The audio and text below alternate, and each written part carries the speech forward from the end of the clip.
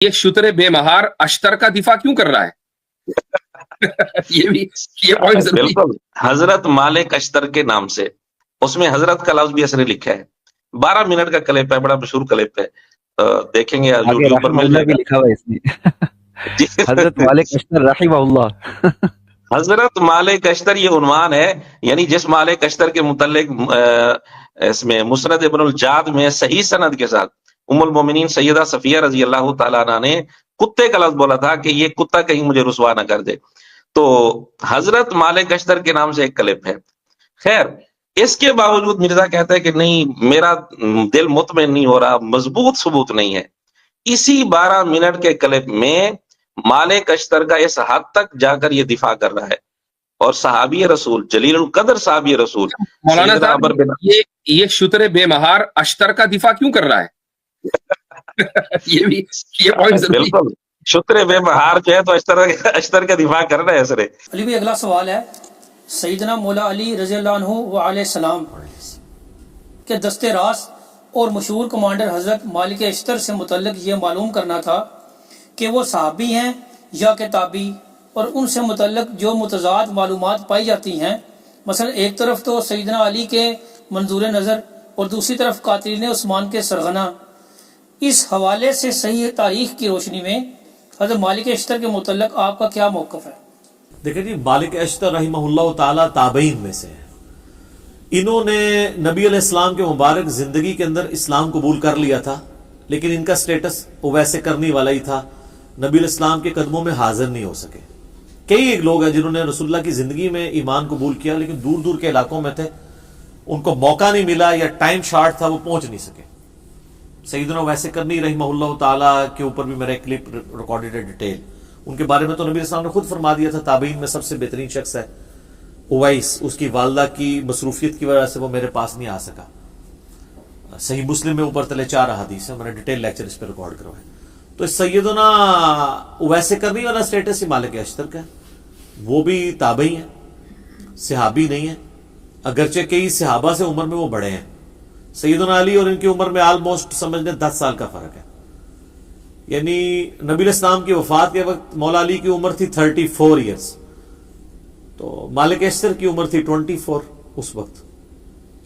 बाकी ये कंट्रोवर्शियल हैं, इसमें कोई शक नहीं है।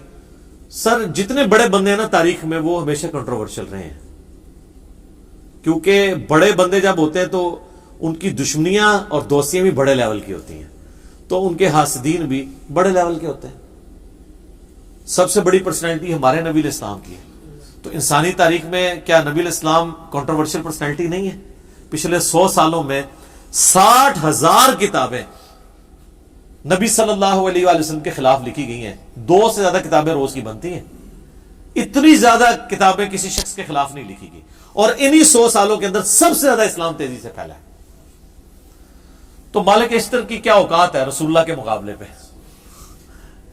तो इस तरह ये कंट्रोवर्शियल बन जाती है। बाकी ये कहना कि वो कातिलीन उस्मान में शामिल थे, बिल्कुल ऐसा नहीं है। कातिलीन उस्मान कि अगर किसी के पास कोई सीसीटीवी कैमरे की वीडियो पड़ी हुई है तो हमें बताएं, उसको पॉइंट आउट कर दें हम। हां, सैयदना उस्मान की पॉलिसी से इख्तलाफ करने वालों में शामिल थे, वो बिल्कुल ठीक है। तो सर, उसमें तो टॉप ऑफ द लिस्ट खुद अम्मा आयशा शामिल थी सलामुल्लाहि अलैहा, जो सैयदना उस्मान की पॉलिसी से इख्तलाफ करती थी। कई असहाबे बदर शामिल थे। बाकी सैयदना उस्मान के साथ जो किया गया वो तो जुल्म पे मबनी है। रहा प्रोटेस्ट, तो उसके ऊपर तो सैयदना उस्मान ने कभी खुद भी फतवा नहीं लगाया रज़ियल्लाहु तआला अन्हु अलैहि सलाम। हत्ता कि सही बुखारी में 695 नंबर हदीस है, एक सहाबी कहते हैं कि मैं सैयदना उस्मान जब महसूर थे अपने घर के अंदर, मस्जिद नबी के ऊपर बलवाइयों का कब्जा था, बलवा करने वाले, मॉब, ये लफ्ज जबर के साथ, ये बुलवाई नहीं है कि बुलाए हुए, ये बलवाई है। बलवाई कहते हैं मॉब को, ठीक है, जिसको कहते हैं वो उर्दू में क्या कहेंगे जी? धरना। पाकिस्तानी धरने का लफ्ज नहीं किधर निकलता, ठीक है। ये बलवाई थे, यानी एहतजाज करने वाले लोग, ठीक है ना, मजमा। तो सही बुखारी 695 नंबर हदीस में आता है कि वो सहाबी पूछते हैं कि امیر المومنین ہمارے امام تو آپ ہیں اور مسجد پہ فتنے کے امام کا قبضہ ہے، ہمیں خدشہ ہے کہ ہم گناہ میں مبتلا نہ ہوں، کیا ہم ان کے پیچھے نماز پڑھ لیں؟ تو سیدنا عثمان نے فرمایا رضی اللہ تعالیٰ عنہ علیہ السلام کہ نماز ہی تو مسلمانوں میں ایک نیکی کا کام ہے، نیکی کاموں میں ان کا ساتھ دو، برائی میں ان سے الگ رہو۔ یہ اس بات کا ثبوت ہے کہ سیدنا عثمان کو یہ پتا تھا کہ مسجد نبوی پہ جو لوگ امامت کر رہے ہیں وہ منافق نہیں ہیں، وہ کافر نہیں ہیں، وہ یہودی ایجنٹ نہیں ہیں، بلکہ وہ لوگ ہیں جن کو سیدنا عثمان کی پالیسی سے اختلاف ہے، اور وہ اختلاف بھی ان کا حق تھا جو سیدنا عثمان نے ان کو دیا، کیونکہ سیدنا عثمان ملوکیت میں نہیں تھے، خلافت میں تھے۔ لیکن جو انہوں نے ایکٹیویٹی پرفارم کر دی اس میں خیر کافی سازشی لوگ بھی شامل ہو گئے، تو آج کل اس سازشوں کا پتہ چلتا، بات کی آپ پرانے زمانے کی کیا بات کریں، تو وہ جو کچھ ہوا وہ تو ہم اس کو کنڈیم کرتے ہیں۔ سیدنا عثمان مظلوماً شہید کیے گئے، ان کی خلافت خلافت راشدہ ہے، چند ایک مس ہینڈلنگز کی وجہ سے کسی کی زندگی کو زیرو سے ملٹیپلائی نہیں کر دیتے، تو اس میں محمد بن ابی بکر بھی شامل ہیں، سیدنا ابو بکر کے بیٹے مخالفین میں۔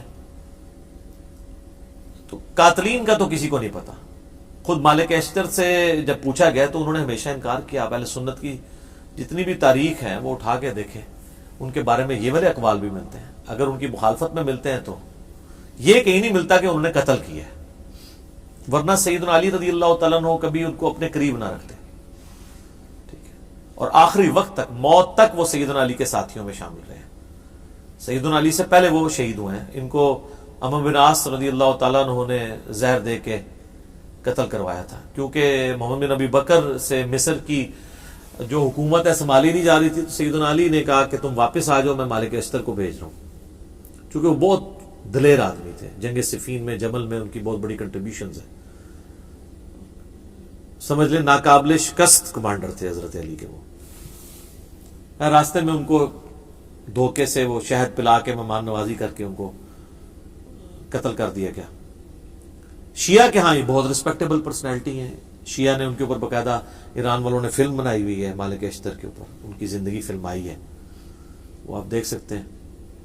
تو ہمارے ہاں تو یہ ہے کہ اہل سنت کے ہاں یہ ملتا ہے کہ حضرت علی کے دستے راست تھے، تابعین میں شامل ہیں، صحابی نہیں ہیں، اور جن لوگوں نے سیدنا عثمان کی پالیسی سے اختلاف کیا ان میں وہ top of the list personalities میں سے تھے۔ آپ کو پتہ ہے نا، وہ صحیح مسلم میں آتا ہے کہ حضرت عثمان کا منہ بولا تو نہیں کہنا چاہیے، وہ ستیلا بھائی تھا عقبہ ابن ابی معیط کا بیٹا ولید ابن عقبہ، اس کو گورنر لگایا ہوا تھا کوفہ کا، اور وہ اس نے صحیح مسلم میں آتا ہے شراب پی کے نماز پڑھائی۔ میں نے کربلا والے ریسرچ پیپر میں حدیثیں ڈالی ہیں سیدنا عثمان کی شہادت کے اصلی اسباب کیا ہیں، جعلی اسباب نہیں جو حکمرانوں نے لکھ دی ہیں تاریخ کے اندر، اصلی اسباب جو احادیث کی روشنی کے اندر ہے۔ تو اس نے نماز پڑھائی اور بعد میں پوچھتا ہے کہ جی میں نے کتنی 2 پڑھائی ہیں 4 پڑھائی ہیں، لوگوں نے کہا تو نے تو مطلب نماز ہی غلط پڑھائی ہے، اور کہتا ہے میں پھر پڑھا دینا۔ پھر وہ شکایت پہنچی، بخاری میں بھی حضرت عثمان کے چیپٹر میں اس کا کچھ حصہ موجود ہے۔ حضرت عثمان نے کہا میں سن رہا ہوں کہ لوگ کہہ رہے ہیں کہ یہ رشتہ داری کا خیال رکھ رہا ہے تو میں اس کو سزا دوں گا۔ تو مسلم شریف میں ذرا ڈیٹیل ہے کہ سزا دلوائی اس کو کوڑوں کی۔ اب حضرت عمر نے وہ کوڑے 80 کر لیے تھے جب شراب لوگ زیادہ پینا شروع ہو گئے تھے، کیونکہ وسعت ہو گئی تھی، وظیفے لگے ہوئے تھے، تو شراب کا معاملہ بڑھ گیا۔ حضرت ابوبکر صدیق رضی اللہ تعالیٰ عنہ کے دور میں 40 کوڑے شرابی کو لگائے گئے۔ تو آپ اس مسلم شریف میں حدیث ہے، سیدنا علی جو ہے وہ اپنے بیٹے حسن ابن علی سے کہتے ہیں کہ اٹھو اسے کوڑے لگاؤ، تو وہ کہتے ہیں کہ جو ان کی میٹھی کھاتا ہے وہی ان کی کڑوی چکھے، ایسے حکمران ہم پہ مسلط کرتا ہے تو ہم کیوں اس کو ماریں، بنو ہاشم سے یہ لوگ دشمنی کریں گے۔ تو حضرت حسن اپنے باپ کی بات بھی نہیں مانتے۔ اب یہ بڑا گہرا جملہ ہے، وہ آپ شہادت عثمان کے اصلی اسباب میں کلپ بھی یوٹیوب پہ دیکھ لیں۔ خیر پھر ایک اور ساتھی کو سیدنا علی کہتے ہیں، تو وہ 40 جب کوڑے ہوتے ہیں تو حضرت علی کہتے ہیں بس۔ حضرت عمر 80 لگواتے تھے، مجھے دونوں بہتر لگتے ہیں لیکن 40 زیادہ بہتر ہے، تو 40 کوڑے بھی حضرت علی نے معاف کر دیے ان کو۔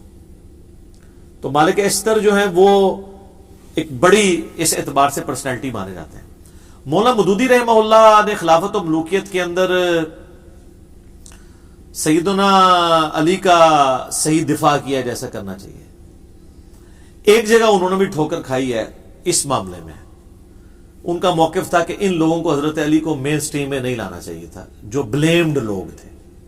ظاہر وثوق سے تو مولانا مودودی کے پاس بھی کوئی ریکارڈنگ نہیں موجود کہ وہ بتا سکیں، جبکہ سیدنا علی ظاہر ہے کہ وہ سمجھتے تھے کہ یہ صرف بلیمڈ لوگ ہیں، یہ تو بڑے مخلص لوگ ہیں، انہوں نے اسلامی حکومت جو بگڑ رہی تھی اس کے خلاف اس اعتبار سے احتجاج بلند کیا. یہ نہیں کہ حضرت عثمان کو وہ ہٹانا چاہتے تھے ان کی خلافت سے، یہ تو ان کا نہیں تھا نظریہ. تو حضرت علی کی سپورٹ مالک اشتر کے لیے ہونا میرے خیال ہے یہ ڈگری کافی ہے، کیونکہ سیدنا علی کے پیچھے رسول اللہ کھڑے ہوئے ہیں.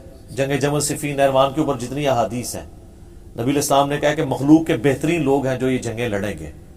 تو وہ جنگیں لڑنے والوں میں حضرت علی کا جب کمانڈر ہے آپ اس کو نکال دیتے ہیں تو وہ بشارت تو اس پہ فٹ ہو رہی ہے سیدھی سیدھی. ویسے تو یہ کبھی سمندری جہاد والی فٹ کر دیتے ہیں، کسی کے اوپر کچھ کر دیتے ہیں، کبھی قسطنطینیہ والی پکڑ کے کسی کے اوپر لگا دیتے ہیں، تو ادھر نہیں لگتی ہیں، ادھر بھول جاتے ہیں اور وہ پراپوگنڈا کرتے ہیں. وہ اس لیے صرف کہ اور یہ ان کے بیٹے بھی پھر سیدنا حسین بن علی کے ساتھ مخلص تھے. مختار ثقفی نے جب قاتلین حسین سے بدلہ لیا ہے تو اس وقت ان کے ساتھ دستے راس ان کا بیٹا تھا ابراہیم ابن مالک اشتر، وہ بھی ان کے ساتھ تھے. یہ یعنی نخی قبیلہ جو ہے وہ بڑا جاندار قبیلہ تھا، جنگجو لوگ تھے. اور ابراہیم نخی جو ہے وہ تابعی، ان کی عمر 46 ایئرز ہوئی ہے ٹوٹل. 50 ہجری میں پیدا ہوئے ہیں، 96 ہجری میں فوت ہو گئے. بخاری مسلم کے راوی ہیں، امام حنیفہ کے دادا استادوں میں شامل ہیں. ان کا المعجم الکبیر طبرانی میں قول موجود ہے نا کہ بالفرض اگر میں قاتلین حسین میں شامل ہوتا اور اللہ تعالیٰ قیامت کے دن مجھے معاف بھی کر دیتا اور میں جنت میں بھی داخل ہو جاتا، پھر بھی میں جنت میں رسول اللہ کا سامنا نہ کر سکتا کہ کہیں حضور مجھے پوچھ ہی نہ لیں کہ تو قاتلین حسین میں شامل تھا. حالانکہ اللہ معاف کر چکا ہوا ہے، پھر بھی جن لوگوں کو معاملے کی سینسٹیوٹی کا پتہ ہوتا ہے نا وہ ڈرتے ہی رہتے ہیں. تو ابراہیم نخی یہ بھی اسی قبیلے سے تھے. تو مالک اشتر کے بارے میں یہ ہمارا یہ موقف ہے. باقی ان کو سیدنا علی کے جو باقی جانثار صحابہ میں سے تھے، جو ساتھیوں میں سے، ان کے لیول پہ تو نہیں اب کوئی کہ عمار بن یاسر کے مقابلے پہ تو نہیں ہم انہیں مانتے. نہ کبھی مالک اشتر یہ جرت کریں گے کہ وہ کہیں کہ میں عمار بن یاسر کے مرتبے کا ہوں. وہ تو ظاہر ہے رسول اللہ کی صحبت یافتہ تھے، ان کے ساتھ ہم کمپیئر نہیں کر رہے. ہم باقی لوگوں کے ساتھ کمپیئر کر کے ان کی ایک بہادری کو اور حضرت علی کے ساتھ جو ان کی مخلص ساتھی کے طور پہ رہے ہیں، ہم ان کی ریگارڈ کرتے ہیں، ان کی دل سے عزت کرتے ہیں. باقی ان کے بارے میں جتنے جھوٹے بلیم ہیں تو وہ سر تاریخ میں آپ کو اس طرح کی پرسنالٹیز کے بارے میں آپ کو کیا کیا باتیں نہیں ملتی ہیں. جب اس کو ڈیپ ڈک کیا جائے تو کیا سے کیا باتیں بن جاتی ہیں. تو صرف اس طرح کے داموں کے اوپر کسی کے اوپر کو فتویٰ نہیں لگا دینا چاہیے. ٹھیک ہو بیٹے؟ جزاکم اللہ خیر.